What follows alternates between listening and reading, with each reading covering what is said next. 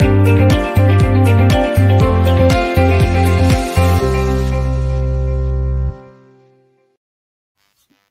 hello and welcome to Talk Leadership with Cedrick. I'm excited to be here with you tonight. Everybody needs a little TLC, and I am Cedrick LaFleur, your host, and I'm excited again about the show we're going to have tonight. Talk Leadership with Cedrick is where we focus on leadership and personal growth with business leaders, educators, and local thought leaders. Our goal is to introduce our audience to leaders who are making an impact with innovative ideas. Our guiding leadership principle is the law of contribution, which says growing yourself enables you to grow others.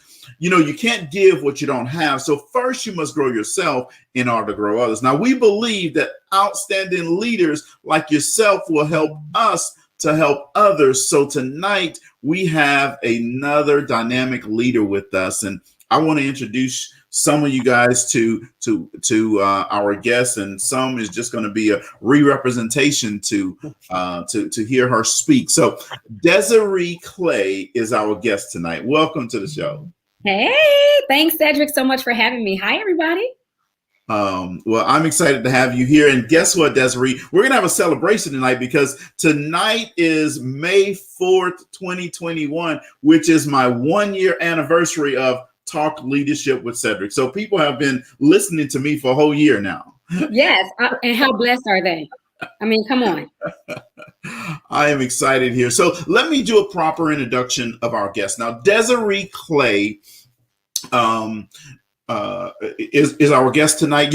Low self-esteem, abortions, molestations, prostitution, homelessness, divorce, and single parenting have given Desiree Clay a front row seat in the classroom of hopelessness. With the help of God, she refused to give in to those circumstances, determined not to quit and understanding that surviving in hard time breeds resilience. She graduated from Grambling State University. So all you Grambling Tigers out there, go get it now. She graduated with a Bachelor of Science in Education, and from Louisiana Tech University, a Master of Arts in Guidance and Counseling. She's been committed to being the change she wants to see for many years. Desiree became a transformational educator, teaching K-12 for 10 years. She was in a classroom, knowing that there was more to her assignment of making a difference. This Chicago native is also an inspirational author, a workshop facilitator, empowering speaker, and passionate advocate for girls and young women. She is also a master certified transformational coach and certified John Maxwell speaker, trainer, and coach. She has transitioned from being a transformational educator to a transformational coach. Let me say that again, folks, because that was good. She has transitioned from being a transformational educator to a transformational coach who helped overwhelmed, burnt out wives find harmony between career and family so that they can feel more at ease and thrive in their everyday life. Now, that's a worthy mission and cause. That is just awesome. Yeah. Her motto is crisis breeds creativity, courage, and critical thinking skills that can turn your life around. Yeah. She shares this message as the curator of D's 360. Yes, talk about that. Des. Yes, all right. Des 360. Yep. All right. Des 360. Her multimedia brand that includes a podcast, blog, books, and apparel. And we're going to be talking about one of her books tonight. She lives here in the great city of Houston, Texas. Desiree is happily married to the love of her life, David DJ Clay, and they have 3 wonderful, gifted kids, Carrington, Chase, and Carter. The C's have it all, I see. Yeah. She's a proud member of Alpha Kappa Alpha sorority, the pink and green, and serves as the executive vice president of MC Light's Hip Hop Sisters Foundation and executive producer of an international radio show, The Millionaires Roundtable. Her greatest pain has become her greatest blessing, and the world is now her biggest classroom. Let's welcome again Ms. Desiree Clay to the show. Hey, y'all. Thanks, Cedrick. I know that was a mouthful, but that's all me. Hey, this is awesome. You're doing some amazing things. And I know all those pink and green folks out there are going to be tuning in tonight. Yes, of course. We're going to have some deltas out there too. I know it. You know, it's all love. It's all love. You know what I mean? Yes. So you have, first of all, thank you again for coming on the show. You have an impressive resume. You've done a lot of stuff in your short journey here on Earth, which is just awesome. So tell us a little bit about so we understand your background and what you're doing, but give us a little bit about your business niche and who you really serve and why.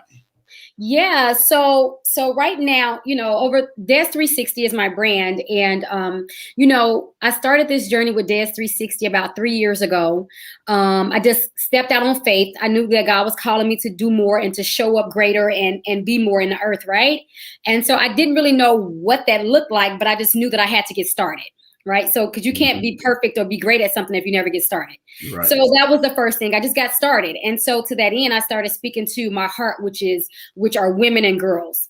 And that went pretty well all last year. If I have any of my dedicated followers with me, I did Transformation Tuesday every day live on my platform on Facebook and YouTube page, where I gave tangible tips every week that you can do and start applying now to transform your life. Well, as I continue to journey myself, because transformation is a journey, right, Cedrick? You know that. Absolutely. And as I continue to grow and evolve and I got more clients, I realized there was a common theme among them. They were burnt out. They were exhausted. They were tired. They were wives. They had businesses, or they worked, or they did both. They had children, and they were just trying to figure out. They didn't even know who they were anymore. And it just saddened me that, it became almost synonymous with who my clients were. A burnt out wife. And I was just like, the question always came, how are you doing it all? And I'm like, doing what all? The key is I am not doing it all. And the reason why you're burnt out is because you're trying to. And so my niche right now is targeting women who want to prevent or who is trying to overcome burnout, because it's a real thing. And, it really saddens me that we feel like, and society has put this pressure on us that we have to be all things to all people at all time perfectly. It's just not realistic. Yes. Well, trying to be all things to everybody means you end up being nothing to a whole lot of people. And nothing to yourself. Exactly. Exactly. So, being an entrepreneur, Desiree, it's fun, it's exciting, but it can also be challenging at times, right? Yeah. So tell us, why did you decide to become an entrepreneur? Well, when I was, so I have a background in education, almost 10 years, as you read. And 1 year, I think it was like December 2014, I was teaching here in Houston at a school, and I was working for one of the school districts here, which I will not name. And some of the practices that they started wanting us to do as educators, I did not agree with, because I was teaching in an urban community, because that's where my passion was. I've always taught in underserved communities because that's where I know the most help is needed. And so they wanted us to do things that I didn't agree with morally, right? And I was just like, if I'm not going to be a part of the solution anymore, then I'm really a part of the problem. Mm-hmm. So I resigned December 2014 from education because I no longer wanted to submit to what their idea of education was for little Black and brown kids. I was just over it. And so I quit, and I did not know what I was going to do. I was engaged. And at that time, it was just my older daughter and my soon to be bonus son. And I just didn't know what to do. And my fiance at the time, my then fiance, is my husband now, he was like, just quit. Because I was coming home in tears every day. I was stressed out. It was really bad. It was unhealthy at this point. And he was like, just quit. And I'm from the south side of Chicago, Cedric. I was like, I ain't about to quit my job and be dependent upon you. You must be confused. You must not know who you're marrying for real, for real. Like, we might need to go back for a few months to get some more counseling or something, because I'm not quitting my job. And so he said it enough. And I began to pray about it. And I was just like, this is about to be my husband. I need to be able to trust, right? So there was a whole trust factor of a whole lot of ways for me. So I quit. long story short, I quit, and I didn't know what I was supposed to do. I was like, okay, so I'm sitting in this house. What am I supposed to do? And that's when my book was kind of reborn. I had previously written the book when I was in college, and I didn't publish it because I was ashamed. I didn't want to be judged. And yeah, I actually lost a copy of the book. And so this time God was like, write the book again. I said, but I already tried that. So I tried to be smart, Cedrick, and I went to look for the original manuscript. Wow. I had only allowed 2 people to read the manuscript, my spiritual father and my best friend. Now, I saw the email. I don't delete anything. I saw the emails where I sent them the document, but the attachment wasn't there. Oh. I was like, okay, God, you got tricks. So I called both of them, like, could you please try to find it? And they're like, yeah, I downloaded it, so I'm sure I still have it. Nope, gone. So I ended up taking that time to write the book. It was very clear to me what I was supposed to say. The first time I wrote the book, I left a whole bunch out. Mm-hmm. This time God was like, no, you're going to do it the way that I'm telling you to do. This is specific. He gave me all the parts of the book, and I did just that. And so that's where my entrepreneurial journey started as a published author in 2015. Wow. So folks, what I want you to pick up is she said God had gave it a message. She was going to write this book again. And she decided she was going to do it her own way. Yeah. Right? And God said, all right, well, I'll fix this. Yeah, he fixed that thing, baby. He got rid of that manuscript. I can't find it to save my life. Yeah. You go back right now and tell them to look for it, they probably find it right away. Exactly. See, trickery.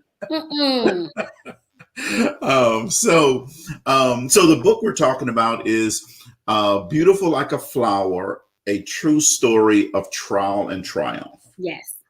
Now, that's a mouthful, but I like it. So what made you decide that was going to be the title of the book?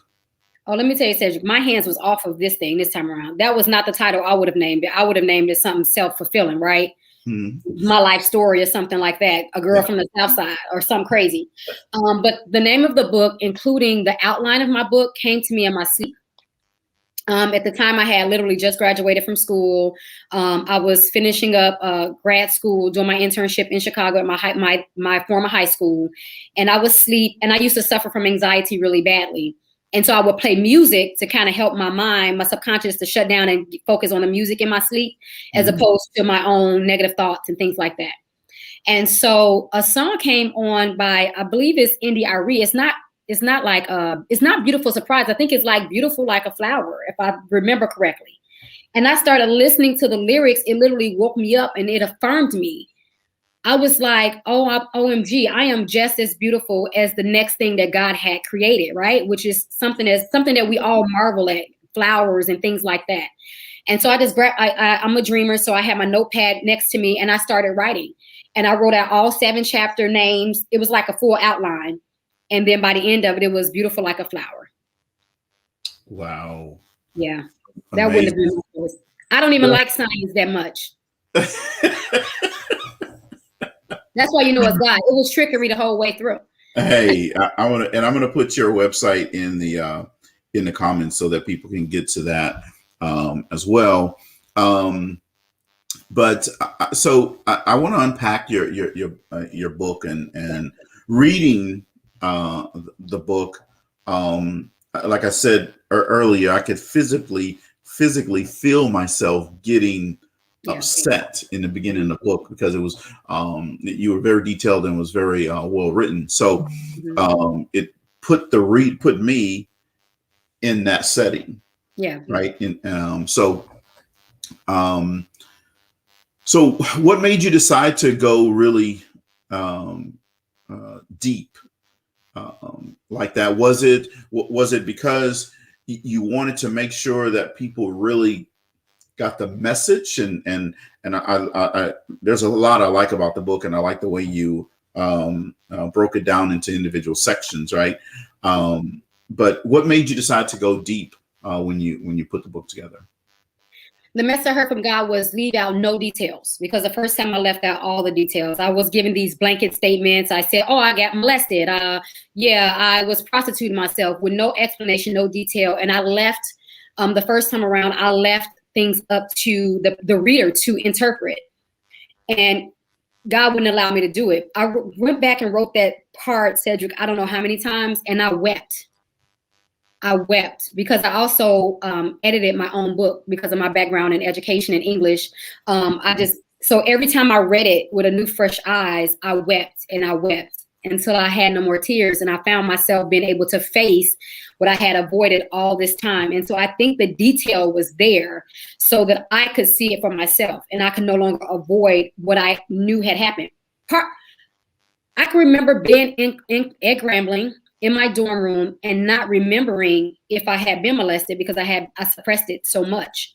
I was taking my child psychology class. I have to do an education and counseling course that you do a lot of self-reflecting.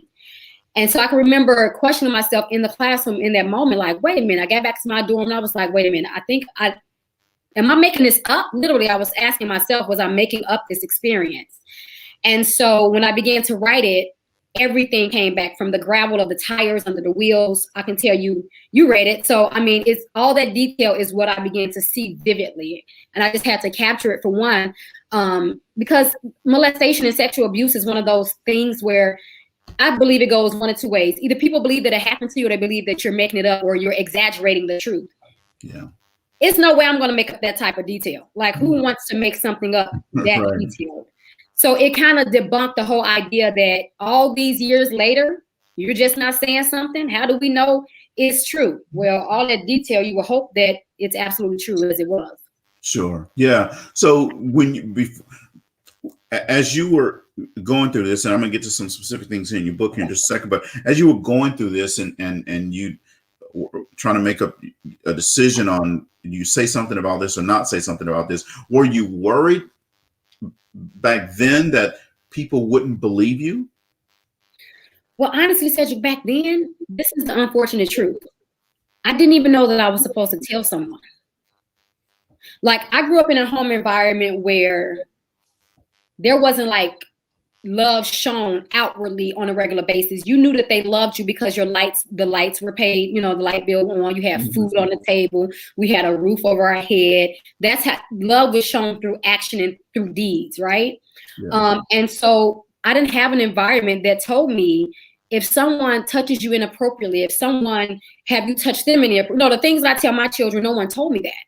So when it happened, I didn't know that I was supposed to tell someone until way later. A good friend of mine, she ended up sharing her story with me. And this was the first time I faced it again after it happened. So it happened when I was in kindergarten. And then I remember facing it again around maybe third or fourth grade. And I was like, as she was talking, I was like, I think that happened to me, but I couldn't confirm or deny it, right? So I'm like, maybe I'm just living her story vicariously or something crazy. Yeah. Because I'm a kid, undeveloped mind. And then again in college, that was the only time I had to face it. So I didn't know I was supposed to tell anyone.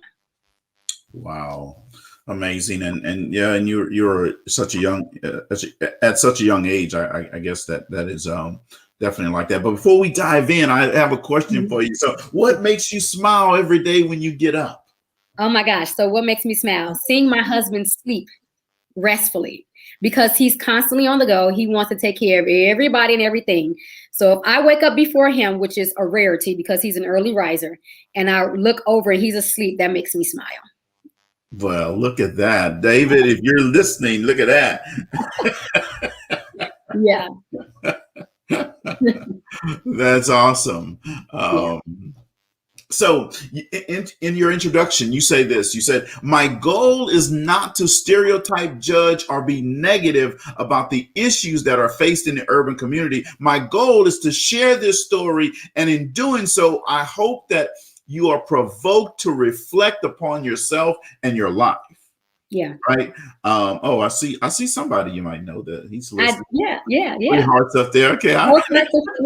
Never mind. So he's listening. All right. He's taking notes. He knows Mother's Day is coming up this weekend. He better. And my birthday, May 12th, Cedrick. Okay. David, you in deep, brother. It's my whole month. The month of May belongs to me. Okay. She just set you up deep here. She just shouted out what she's excited about, what makes her smile every day. So you better bring it. That's right. So you said you want people to reflect on themselves and their life, and it doesn't matter who you are in someone else's life. What matters is that the effect that you will have on them and their future. So as I write this, and I do have a question on this. So as I write this, I pose this question: what role will you play in someone else's life? Now, that's the question that she's asking you in the book. And more importantly, what role will you play in your own life? Now, those are really good questions. A lot of times I don't know that we sit back and reflect and think about that, right? Yeah. So around those specific questions, what made you decide, hey, I need to help people focus on themselves some, because that's really what you're getting at with these two questions. Yeah. So I don't think, partly my reasoning for writing that is because, and you notice in the book, I didn't use affect, I said effect. And that was on purpose because, we affect other people's lives, but there's always a cause and effect relationship. And so because of the way you encounter another person, or because of your encounter with another person, that may have a lasting effect in their lives, right? And so you need to be very conscientious that how you show up in someone else's life can either bring life or death. And I don't know that the people that I encountered throughout my life knew that. I think that they operated from the space and the capacity that they had. And it didn't always turn out so good. So for me, it's always like when someone is brought to me for whatever reasons, like, who am I going to be in their life? If I'm going to positively affect their life and their future by planting seeds of happiness and joy and peace and love and faith, or am I going to be planting seeds of discord and disdain? So what role will you play? We encounter people from our early primary years. You think about educators, they were pivotal in my life, pivotal. My educators, I can almost name I think I can name every one of my teachers and the impact that they had in my life, because they saw in me long before I ever saw in myself who I would become. And if it wasn't for them, in a lot of ways, I wouldn't be with the bio you just read. I wouldn't, so I didn't avoid doom and gloom, but I eventually transformed into who I was destined to become anyway. Oh, look at that. Look at that. Folks, if you didn't pick up what she just said, you need to go back and listen to the replay. We might have to send our PayPal link because this is so good, folks. And you got to pay for some of this. Okay. Send our link. What's our link, Cedrick? Put our link in there. So, is there a specific person that you're writing to for this book? Meaning, is it young girls? Is it older women that may have experienced it years ago and suppressed it like you did initially? Who you're writing this book for to impact their life? So the funny thing is, when I first wrote the book, I didn't know who God was telling me to write it to, because I didn't want to write the book anyway. I really had an attitude about it. Like, this is about to be a whole lot of extra stuff, because I did not forewarn my family or anyone that I was writing this book. I just wrote it and then I published it. I think I had a conversation with them like right before it like hit it, because I had it on Amazon at first. And so I think I had a conversation because I didn't want them to find out kind of like, yeah, just go kind of put us out there like that. So I was like, yeah, I think it would be a good thing to just kind of talk to my siblings and things like that. So I did. So then after reading the book again, the finished product, I thought I was going to be talking to teen girls, because that's where I kind of really saw myself kind of going down the wrong path. But as I continue to, put the book out there, promote the book, I realized that the demographic is all over the place, right? And so what they began to tell me is that I am not the only one, whether male, as a female, that has gone through these experiences that I have of trauma and drama, right? Trauma and drama. Right. And so when I think about who I wrote this book for, I would say that this book is to anyone who needs to borrow the courage to make the right choices and decisions and to live the life that God has designed them to live, as opposed to living by default.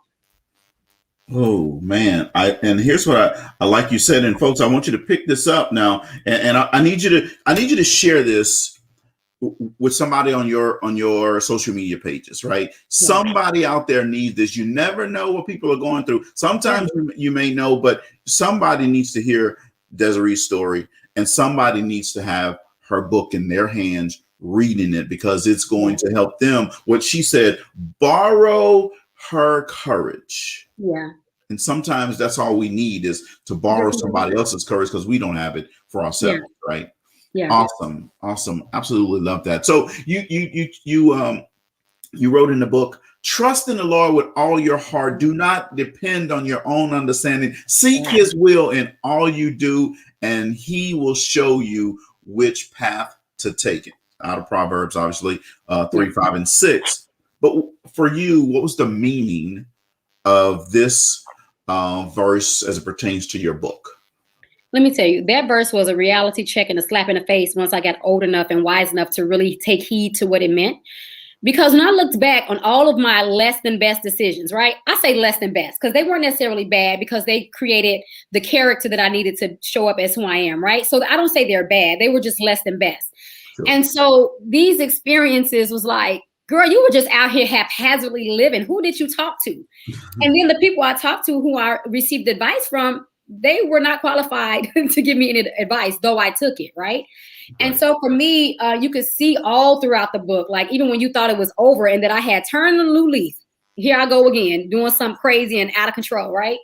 And so, and living this double life. So for me, it wasn't until I started to seek God for myself.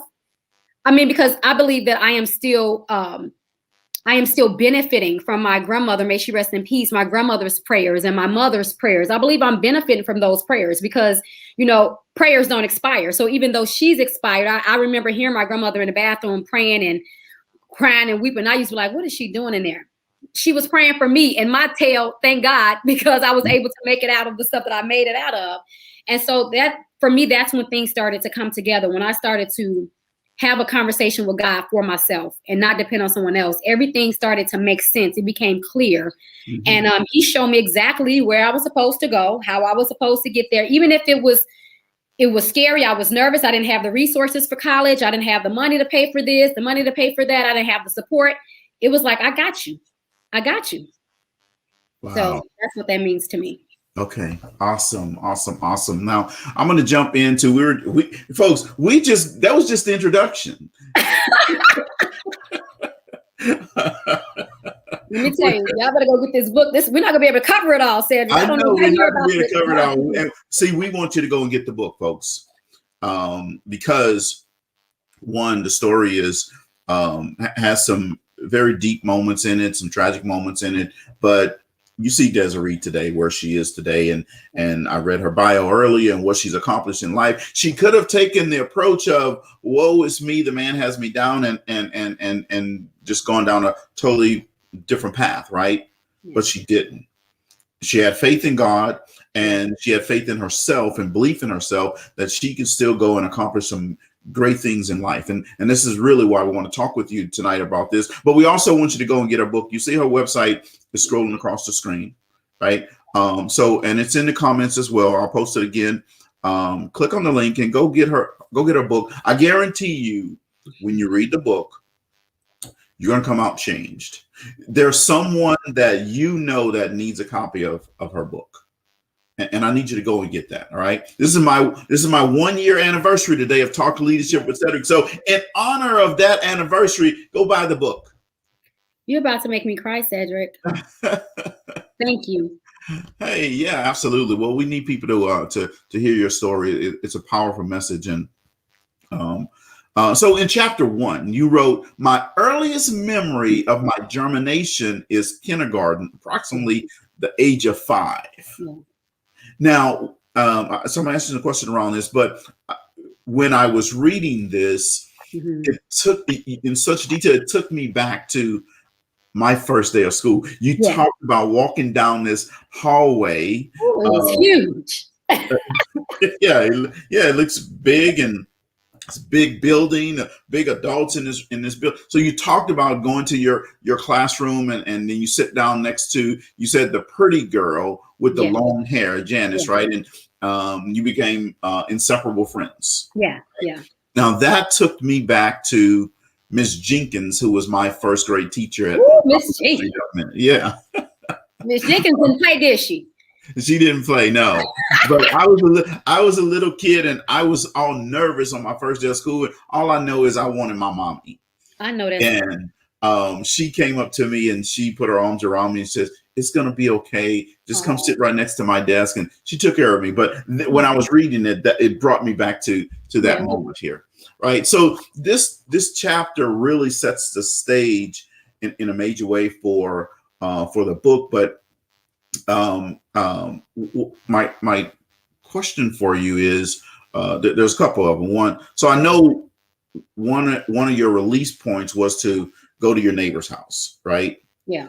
Was that your coping mechanism? I guess to get away, to get out of that environment. Was it to go there as much as you could? Yeah, and now that as I'm listening to you, I realized that I did that for quite a while. Kindergarten, Janice and I became really good friends. We were inseparable. So I spent a lot of time at her house. And then as I went through elementary school, I had another set of friends, right, that lived nearby. I can kind of get to a little easier because Janice was on the other side of town. I had to go by car and wait for them to pick me up and that kind of thing. And so I had some friends that I, were close to, and I would hang out with them. And then even all the way through high school, it's funny. That was, I guess, in essence, yes, it was an escape because I didn't have to deal with the realities of what was happening in my house. Aside from that, I can't say that I had any other coping skills because, nobody taught me how to deal or to cope. So I guess suppression was a coping skill, though it wasn't healthy. I would just act like it didn't happen or that what was happening wasn't happening. Sure. Yeah. Avoidance. Yeah. Wow. And I know you had some sisters. Yes.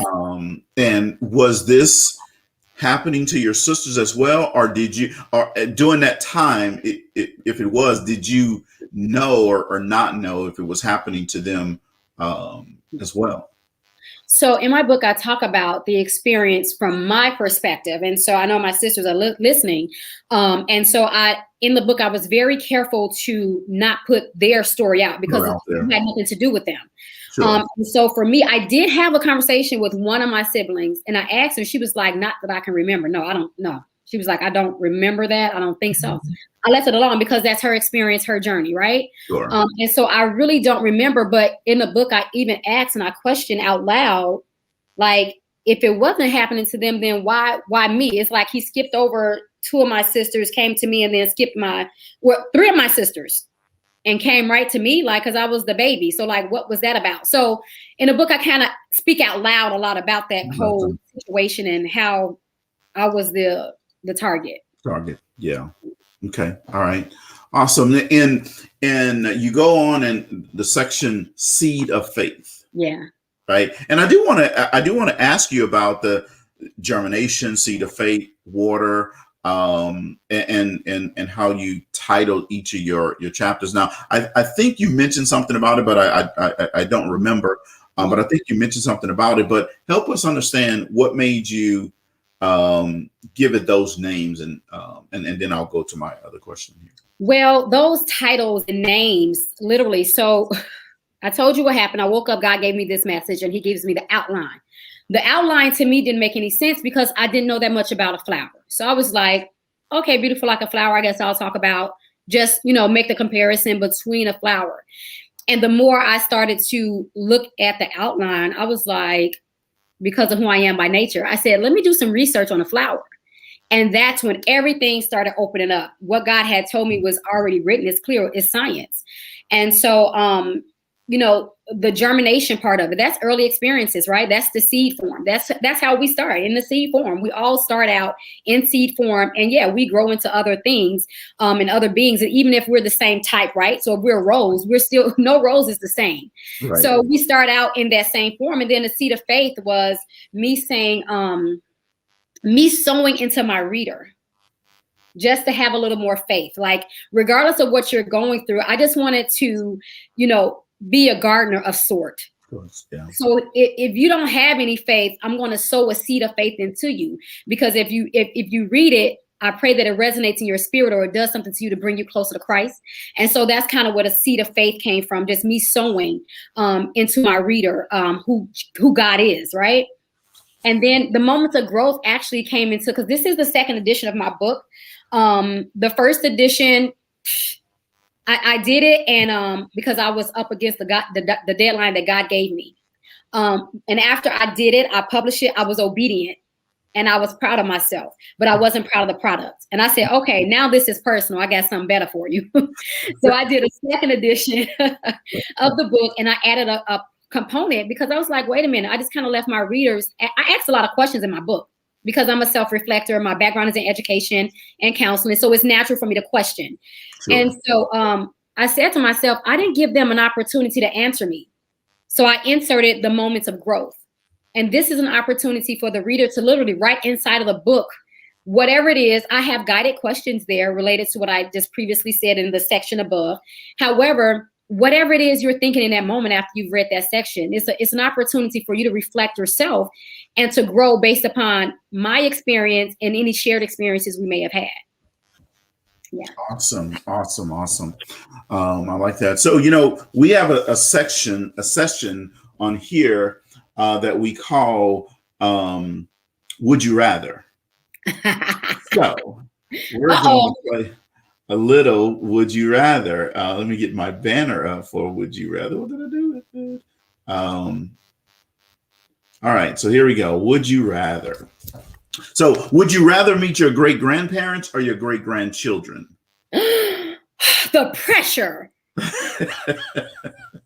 Oh my gosh. Okay, great-grandchildren. Great-grandchildren. And audience, you can participate. You can play along with this as well. Just type your responses in the comments. All right. So Desiree said great-grandchildren, right?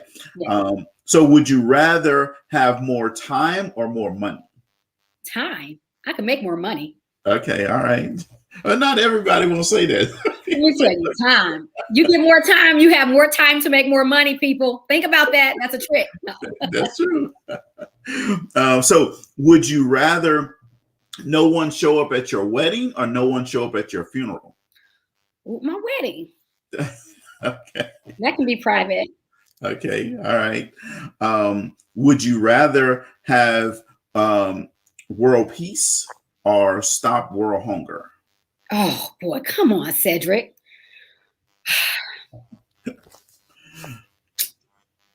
Hunger. Yeah. Hunger? Yeah. Okay. All right. So would you rather have free Apple products forever or have free Wi-Fi wherever you go? Oh, Lord. Wi-Fi. Let me tell you. I need Wi-Fi. Okay. All right. All right. So are you not an Apple person?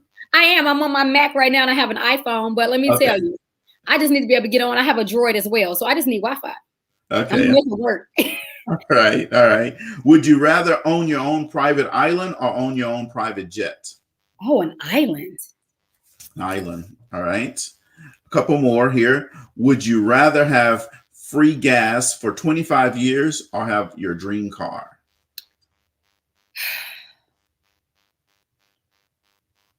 My dream car. The dream car? Okay.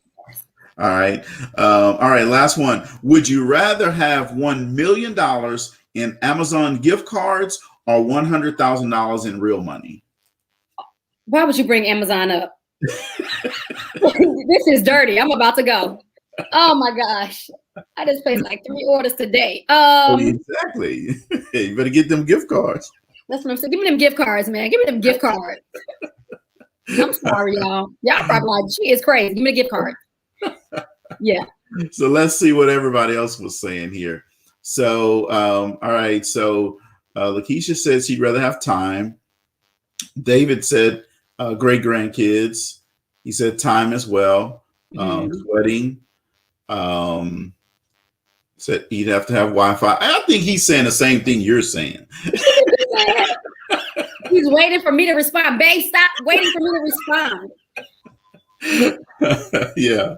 Lakeisha said she'd rather have that private island. She'd rather have that car, and she want that real money. Yeah. She want the real money. I want them gift cards. Let me borrow some of your money then. We can swap out some, we can make an exchange or something. Exactly. Awesome. Well, thanks for playing that version of Would You Rather. So in your section Seed of Faith, it says the Bible tells us that obedience is better than sacrifice. out of First Samuel. It said, you have done nothing wrong. Don't let that person get away with what they have done to you. And I'm going to say that again because somebody out there needs to hear that right now. You have done nothing wrong. Don't let that person get away with what they have done to you. Mm-hmm. So you tied that verse in there to this. Why did that verse resonate with you so well there? Yeah, because for a long time I used to think, one of my cognitions were like that I was just a sacrifice, right? It was me. This didn't happen to my sisters. I'm the sacrifice for whatever reason. And, when I went back and I was inserting the seeds of faith and I was inserting the scriptures and things, that it just popped for me. And it made so much sense because we go through life feeling like we have to constantly be in the place of sacrifice. Like we always have to sacrifice, and we hold it on like this pedestal and this of honor, like I'm sacrificing, right? But when you are obedient, that is the sacrifice in itself when it comes to the kingdom of God. The obedience is the sacrifice. And so God would rather have us have our obedience than how we show up with these outward signs of sacrifice. And so because obedience is pleasing to God, you don't have to go around sacrificing the things of the earth, even yourself.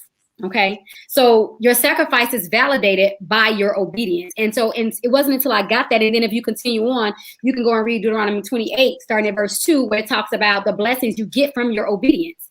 And so you don't have to do all the extra stuff that we think we have to do. I have to be the sacrifice as myself. No, just be obedient to what God has already said. Right. Yeah, absolutely. Yeah, I agree with you. So you have this section in your book is moment of growth, right?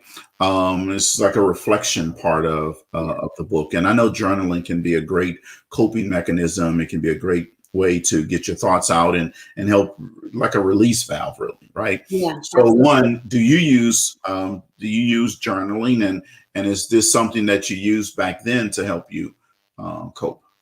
Yeah, I have always been a writer. I've always expressed myself very well through writing. And so I used to write. And one of the things I used to do to just get it out, because I didn't have the courage always to say what I wanted to say to maybe my siblings or, my biological mom or friends. So I would write letters to them and then I would destroy the letters. But what I found was that it would help me to get it out and work through logically the emotions, because sometimes our emotions are misleading, right? And so it would help me to kind of rationalize, does this make sense to feel like, are my feelings valid?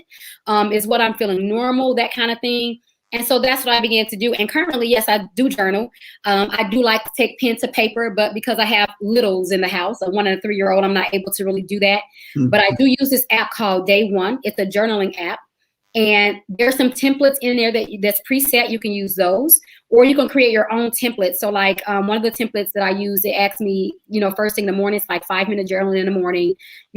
What are you grateful for? What are you looking forward to today? And what's one of your top goals? Like, it's just real quick, get it down and go.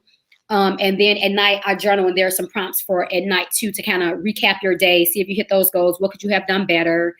Things like that. So that really helps me to stay consistent with journaling and just kind of working through emotions and stuff after a long day. Sure. And what's the name of the app again? It's called Day One. Day One. Yeah. All right. So folks, go and get that. There's a free version. So use the free version. You don't need to pay for it. There you go. Try it out and see if it works. So we're going to dive into chapter 2, but folks, we're not going to give you the whole book. You gotta go buy the rest of the book, all right? Oh my God, was that just chapter 1? That was chapter 1. Oh my God, Cedrick. I think I should have made that 2 books or something. Like, God, come on, that's all chapter 1. When you that's all chapter 1. Yeah, chapter 2 is water. It sure is. Jesus Christ, we don't even get the seed so far. I'm telling her book. Look at that. We don't even have a flower yet. We don't even have a bud. Jesus Christ. Okay, exactly.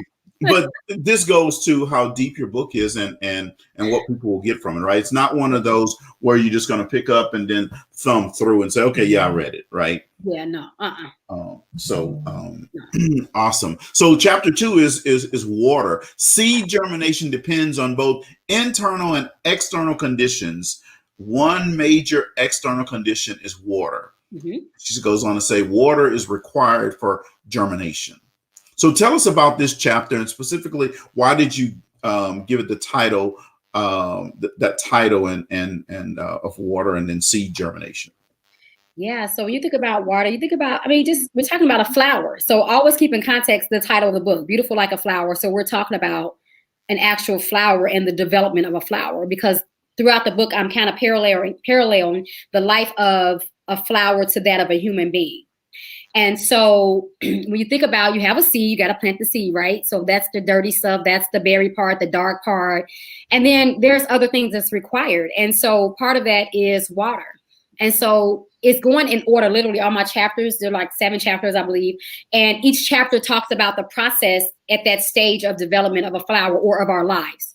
And so as I was doing research, I came across the term germination. Now, I had taught 3rd grade science before, but I never stuck with any of this stuff. I couldn't remember, didn't care. So I had to go do some real research. And so I looked at the definition, and in my book, I gave a bunch of definitions because I like words. And so when I looked it up, and it said to begin to grow or develop, to begin, to come into existence. When I say it now, it still makes me get chills, because that's exactly what I was starting to do. Like, all of the things I had gone through was literally just the beginning of my life. I could have stayed stuck in those things and on that path that I was on, doom and gloom, right? And excuses and things like that. But it was literally just the beginning. And so these early parts of my life, these experiences caused me to do just that, to continue to begin to grow, to go into existence. So who I was becoming, right? Not who I was then. And so it helped me stay future focused, because I knew that I was, regardless of what's happening now, I know the end result is going to be greater than this. It'll be greater later, right? And so everything that I have become is literally the sum total of all the experiences that I had during those very, precious and early moments of my life. And so again, we all are derived from the same process. We start in seed form, yet we become so many different things. And that's the beautiful part of it. Your process, would be similar to mine and the same as mine. It's going to be the same and different all at the same time. And that's what germination looks like. You can plant the same seed, but you don't know what you're going to get. And so that's where the term came from, and the name and the chapters and stuff. Okay. Awesome. So, let me see here. What I'm going to do is I'm going to skip to a part here in chapter 2 that I think is interesting. You said you've heard comments like you're pretty for a dark-skinned girl. Yeah. Oh, more than once. Yeah. So yeah. How did you, when you were young, how did you handle that comment? Did you not know what they meant by that, or did it hurt you? What was your thought process back then? The first time I ever heard it, I was with Janice outside playing near her home, and one of her family members came over, and she ran up to him, and of course I followed, and she hugged him, and it was like, oh, who is this? And so she introduced me, and they said, oh, you're pretty for a dark-skinned girl. And I was so confused. I never forget, we were in the street, and I can tell you what I had on. And I was like, I had never heard it before. I couldn't understand. I couldn't conceptualize it. I didn't know what it meant. And then I heard it again sometime later in comparison to another friend who was of a fairer skin tone than I. And I was just like, what the heck does that mean? You're pretty. Like, I'm just pretty. Like, not for a dark skin girl. I'm just pretty all by itself. That's the sentence. You're pretty, period. Like, that's it. So yeah, it became very interesting as I grew older. Even older women still say to me that, you're pretty for a dark skinned girl, believe it or not. And so for me, it just, it makes me feel like my value was placed on the color of my skin, and that my skin always missed the mark. Yeah. Yeah. Wow. So, this brings up, the phrase, sticks and stones may break my bones, but words will never hurt me. And that's probably the biggest lie.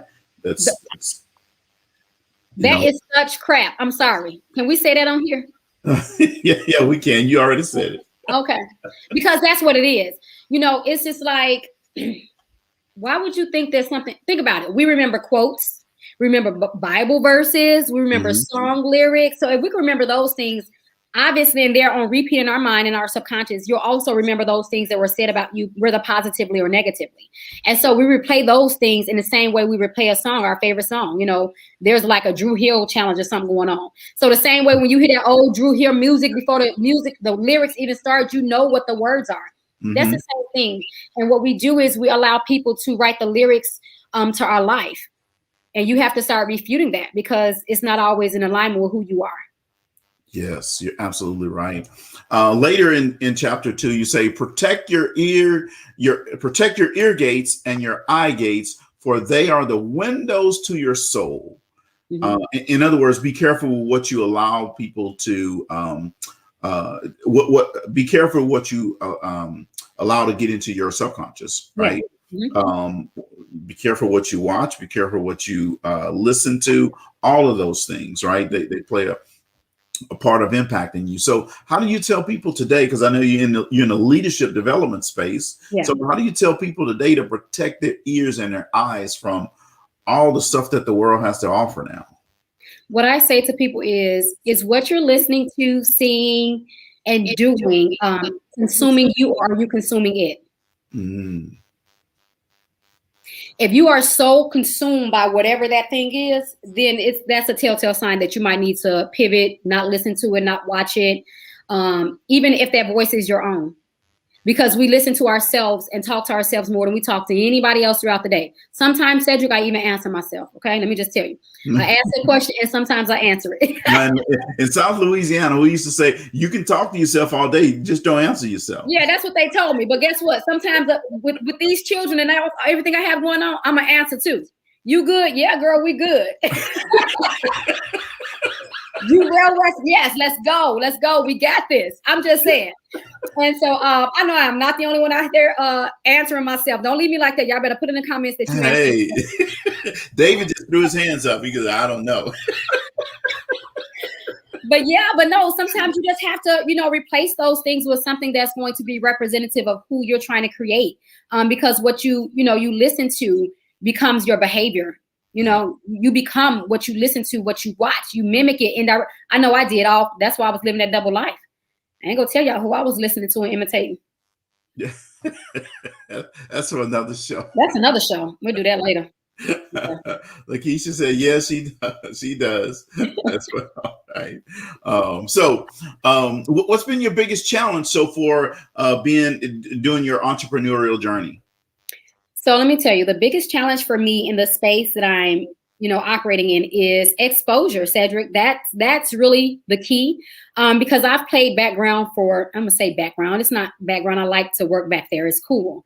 But God has called me out to do what I'm doing now. And so that's a bit of a challenge for me because I'm okay with doing the work and nobody has to know. And so right now is the whole piece of exposure, just the brand awareness and letting people know that like, hey, this is what I do full time. This is who I am all day, every day. I'm Des, the Des of 360. Yeah, I still do those other things, but that's not primarily who I am anymore. There's been a shift.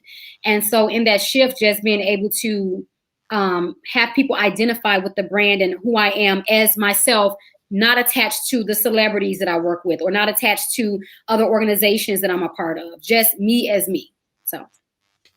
Awesome. I love it. I love it. So, leaders come in all different types of packages and different strengths and all this type of stuff. So help us understand from your perspective, what are some, give us 2 or 3 leader strengths that all leaders should have. I think they should be integral. They should be servants. And they should be humble. So humility is all about, servanthood and, being integral. Okay. All right. That's among them, 2 or 3. Yeah, no, that's perfect. So then, good leaders does ask great questions. Yeah. So what are some 2 or 3 good questions that you think that good leaders ask? It could be in this room. You've either asked people these questions, or someone has asked you a question and you say, man, that's a really great question. I'm going to use that. Yeah. So one time I was asked, who do you want to be? As opposed to what do you want to be? Right? Because I know as an educator, that's one of the ongoing questions they get in first grade. What do you want to be when you grow up? As opposed to who do you want to be? Because character should be more defined than the acts, because the acts will come from your character. And so I thought that was so key. So like, who do you want to be? And then one of the questions I always ask is, why do you believe what you believe? I just believe in shifting mindsets and questioning everything. Like when I got to the point of wanting better for myself, I just started to question everything that I was ever told. Uprooting those belief systems, we call them BS, and it could be whichever BS you want, because sometimes they just need to be done away with. Why do you celebrate a holiday? And I always use that as a light example. Like, why do you have to have the tree 20 feet tall? Where does the belief behind that? Why do you have to have, and I love Christmas. That's why I always pick on Christmas, because I'm that person. When I grew up, Christmas was a big holiday. So I know why I believe those things, but oftentimes we don't question where those thought processes come from. Like those negative things. Why do you believe that you're not enough? Who told you that? Why do you believe that you're only pretty for a dark-skinned girl? So if I put you in a room full of light-skinned women, then you're no longer pretty. Like, where does that come from? So, uprooting those belief systems literally at the root, like going deep, not the surface level cute stuff, like really questioning everything you were ever told and being okay that when you find the answer, that it may not be what you want, but it will be for your good. Yes. Yeah. Awesome. Absolutely love that.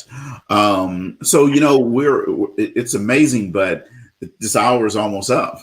Yeah, wow. Time flies when you're having fun. I know. So a couple other questions for you here. If there was a book, actually, that's going to be my final question to you. Oh, okay. The question I have for you is: the kids are gone. Yeah. David's gone. It's just you and your four walls at home. What dessert are you going to eat? Now look at you clapping at just you and the four walls. Look at me. Like, yes. Okay, so I'm going to have one of two desserts. And if I have them both in the house, it'll be both. Birthday cake. I love birthday cake. It doesn't have to be a birthday. I just want the cake. Okay. Or cookies and cream ice cream. Cookies and cream ice cream. Cookie two-step to be specific. Bluebell, if you can. My birthday coming up. I'm just, throwing it out. I'm just saying. Shameless plug. Yeah. I wonder what ice cream she would want. Yeah, go watch the hashtag replay. Oh my God, you are too hilarious. So what's your favorite vacation spot and why? Punta Cana, Dominican Republic. That's where we got married, my husband and I. It's beautiful. Okay. And the people are amazing. Yeah. Okay, Punta Cana. All right. Last question. Okay. If there was there was a book that was written about you, but this is different, right? Yeah. If there was a book that someone else wrote about you, what do you think the title should be, and what would they say in the summary of the book about you?